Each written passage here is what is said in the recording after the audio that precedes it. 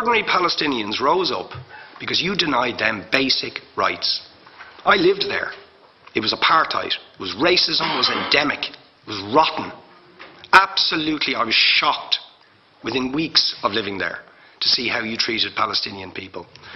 And isn't it the fact that the law of return, which is the basic law of the Israeli state, is a racist apartheid law because it confers rights on Jews that it denies to Palestinians.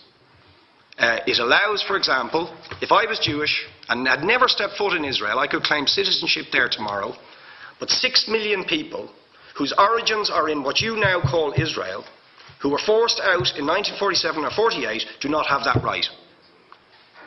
Isn't that part of the reason why the Palestinians are in dispute with Israelis?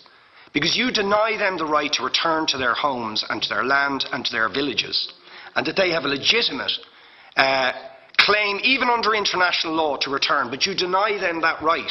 Why do you deny them that right? And why do you give that right to other people who have no connection whatsoever with the land, whether you call it Israel or whether you call it Palestine? Why do you continue to seize land, if you're serious about Oslo and the two-state solution? Why do you continue to seize land, which under that agreement is land designated to be Palestinian land? 500,000 people, most of which has taken place since Oslo. You allow that to happen. Why do you allow it to happen if you're serious about giving this land to the Palestinians?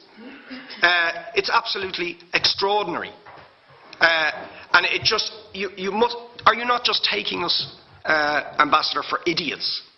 That you can say with a straight face, we're serious about peace, but while we're serious about peace, we're going to seize Palestinian land. And you expect the Palestinians to just sit back and do nothing about that. And the world to accept that that is an acceptable way to behave. And you asked earlier on, could we have some constructive solutions? Now you know what the Palestinian people have been asking for. Far less even than some people would ask for. Because I believe the whole apartheid system should be dismantled. But what they've asked for is to lift the siege of Gaza. Just to lift the siege of Gaza. Let them have an airport. Let them have ports. Let them not be dictated to by a government for whom they do not vote as to what can go in and out of their territories, whether they will have power, whether they will have clean water, whether they will have medicine. What makes you think you're allowed to have nuclear weapons and the fourth biggest army in the world and visit destruction on the people of Gaza, but they have no right to defend themselves? They have no territorial sovereignty over that land. Would you ask questions, please? How do you justify that? Yeah. All right. How do you justify those double standards? And very lastly, Ambassador, people like Bishop Tutu, Nelson Mandela, and I would certainly describe your state as an apartheid state, with different laws for people depending on their race or religion.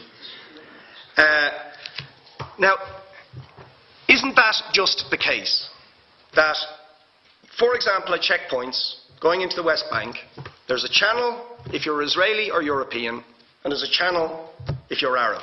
Just because you're Arab. If you came into Dáil Éireann and they stopped you and said, "Are you Jewish?"